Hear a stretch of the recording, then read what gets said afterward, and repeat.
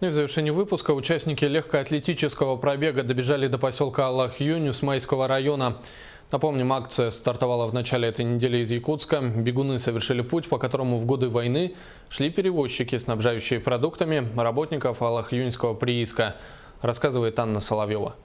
Стартовав 4 апреля из города Якутска, пробежав за 2 дня 364 километра через территорию Мегино-Кангаласского и Амгинского улусов, легкоатлеты добрались до поселка Усьмай Усьмайского района. Здесь усьмайцы в рамках проекта организовали митинг, после чего легкоатлеты продолжили свой пробег.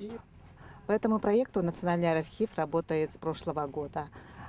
Наши сотрудники вместе с краеведами и с Институтом гуманитарных исследований готовим книгу, посвященную памяти грузоперевозчиков в годы Великой Отечественной войны на Аллах-Юнь. За это время уже выявлено более 200 документов архивных.